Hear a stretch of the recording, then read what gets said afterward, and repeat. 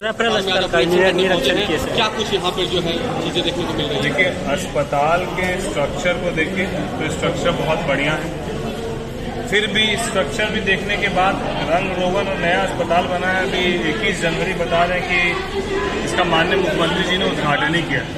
बावजूद इमारतों में जो दरारें हैं वो बहुत कुछ बयां कर रही है। और साथ ही साथ अस्पताल में जिस तरीके से खगड़िया जिला अस्पताल में डॉक्टरों का अभाव था, टेक्नीशियन का अभाव था, स्टाफ का अभाव था, ठीक उसी तरीके से यहाँ भी देखने को मिल रहा है कि डॉक्टरों का अभाव है, टेक्नीशियंस का अभाव है।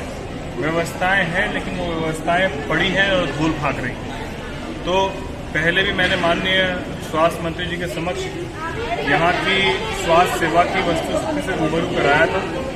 और यहाँ की स्थिति देखने के बाद मुझे और ये लग रहा है कि जो डॉक्टर है वही प्रभारी भी। दुखद इस बात का है कि जो डॉक्टर साहब अभी आप देख रहे हैं मेरे बगल में, यही अभी पूरे प्रभारी भी यही हैं।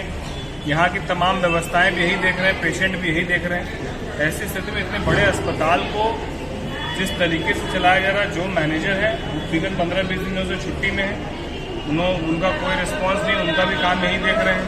जो डॉक्टर यहाँ पर 3 थे शिशु रोग विशेषज्ञ, उसमें भी कोई डॉक्टर यहाँ उपलब्ध नहीं है। तो स्थिति दुर्भाग्यपूर्ण है। बाकी हम लोग इसको लेकर माननीय मंत्री जी के समक्ष बात करके आगे की रूपरेखा। सर, यहाँ पे ड्रेसर का भी कमी है, जो कि छोटा मोटा एक्सीडेंटल होता है, उस पर ड्रेसर भी नहीं है। बिल्कुल ऐसे हम लोग इसीलिए एक सूची हम लोग तैयार कर रहे हैं। जिस तरीके से हम लोगों ने जिला अस्पताल की सूची बनाई थी।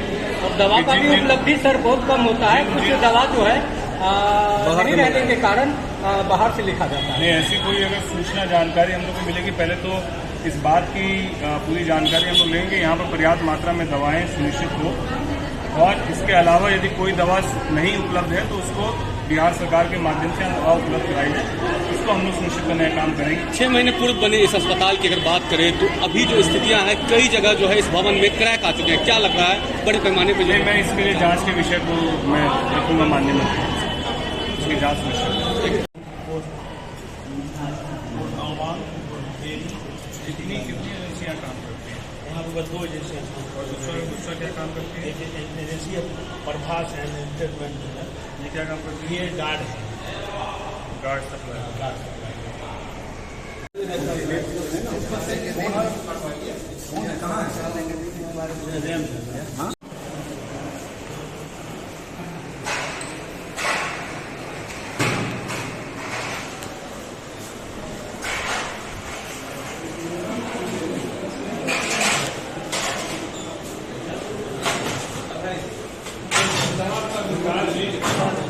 है वो सर।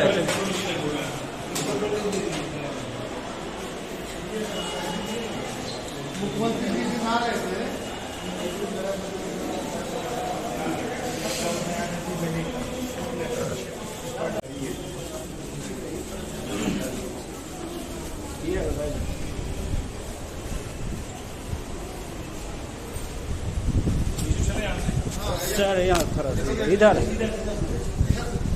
सर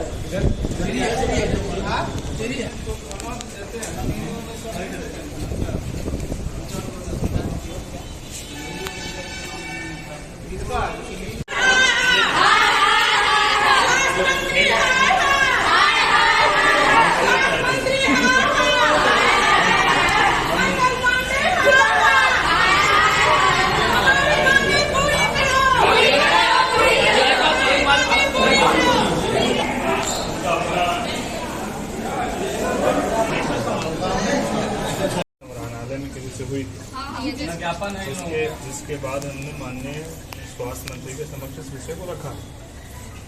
माननीय स्वास्थ्य मंत्री जी जब अपने अभी उनकी बैठक चल रही, सेशन चल रहा है, उस विषय में उस बात को रखा जाएगा।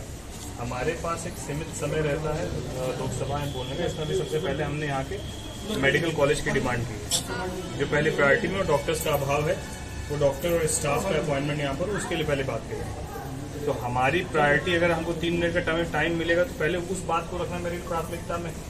आपकी चीज़ों को हमने लिखित रूप में दिया, उसके बाद हम फॉलो अप करेंगे। अभी यहाँ से हम वापस पटना होकर इनको वापस दिल्ली जाना है। तो हम लोग फॉलो अप करेंगे उसके लिए। फॉलो अप इसके लिए आप मेरे 3 सामने मिनट में सबसे पहले मेडिकल का बात रखते, मेडिकल के सबसे लोअर स्टाफ है ANM दीदी, उसका बात तो आप नहीं रखे। दीदी जो मेरे से संभव हो पाएगा आप उनसे जबरदस्ती थोड़ी बुला पाइएगा। नहीं, लेकिन हम अभी 20 दिन से स्ट्राइक कर रहे हैं, हम 20 दिन से अपना हम इसीलिए आपको कह रहे हैं, रात दिन यहाँ बैठे रहते हैं, उसका कोई बात नहीं वही आपको है। कह रहे हैं कि आपकी बातों को हमने लिखित रूप से आपका जो विषय है वो राज्य का विषय है, केंद्र का विषय नहीं है। हमको जो चुना गया है वो केंद्र के विषय में, वहाँ केंद्र में बात रखने के लिए किया गया है यहाँ के अस्पताल के लिए। तो आपके विषय को मैंने राज्य के माननीय मंत्री जी के समक्ष रख दिया है। आप राज्य और केंद्र दोनों में ही मेरी बातों रख सकते हैं। अरे दीदी हम रख सकते हैं, पहले आपका विषय समाधान होगा राज्य से, तो केंद्र में भी रखने की आवश्यकता नहीं। पहले राज्य से क्या जवाब होता तब केंद्र में रखा जाएगा। तो ये पहले जवाब राज्य तो आप हमको बताइएगा कि हम वहाँ नहीं का क्या बताएंगे, माननीय जवाब मंत्री जी आया। बताएंगे तब हम कुछ आपको तो बताइएगा, वही मेरा क्या होगा।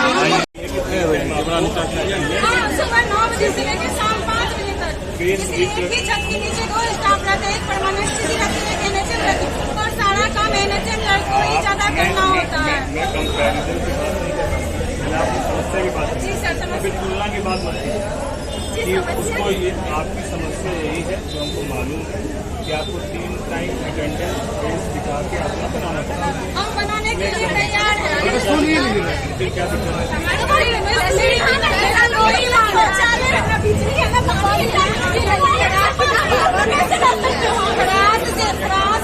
रिलेटेड जितनी भी सुविधाएं वो उपलब्ध करा, समान काम का समान वेतन में हमको परमानेंट करे, बस हमको कहीं कोई दिक्कत नहीं है। हम खराब देखते हैं, हमको सिर्फ करने के लिए तैयार हैं। हमको आपसे एक ही रिक्वेस्ट है, आप मेरे काम को आगे बढ़ाइए और हम आज 20 दिन से स्ट्राइक पर हैं और कोई सुन नहीं रहे हैं। आप नहीं सुनिएगा तो हम किसके पास जाएंगे? दीदी आपकी बात को माननीय स्वास्थ्य मंत्री जी के समक्ष रखें। मैं इसका इंतजार कर रहा हूँ कि 2-4 आपकी बातों पे हम कितना % विश्वास करें कि आप मेरी बात रखें और मेरी बात का जवाब आएगा। मेरी बात हमको बोलने दीजिए, या तो हमको बोलने दीजिए या फिर आप ही बोल पाइएगा। हमको अपनी बातों को नीचे कीजिए।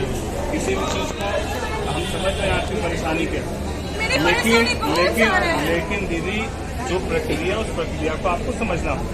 ये इंस्टेंट नहीं है, हम इसके डिसीजन मेकर नहीं के लिए हम आपको बता देंगे कल से ये नहीं होगा। हम आपकी बातों को, ये राज्य का विषय है, ये केंद्र का विषय नहीं है। तो पहले अब आप बोलने नहीं देने तो हम क्या बोले? जब हम आपको कह रहे हैं कि जब ये राज्य का विषय है, पहले हम लोग इसको राज्य के माननीय मंत्री जी के समक्ष रखेंगे।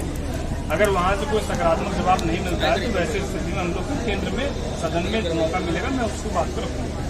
लेकिन अभी ये फिलहाल राज्य का विषय, मैं कल यहाँ से पटना जाऊँगा, वापस से माननीय मंत्री जी के समक्ष मुलाकात होगी, माननीय मंत्री से बात होगी। मैं अपने सोशल मीडिया से जो बात होगी उसको पोस्ट भी करूँगा, आपको जानकारी भी दूंगा। आपने बोला कि हमने अभी तक बात नहीं रखी, अभी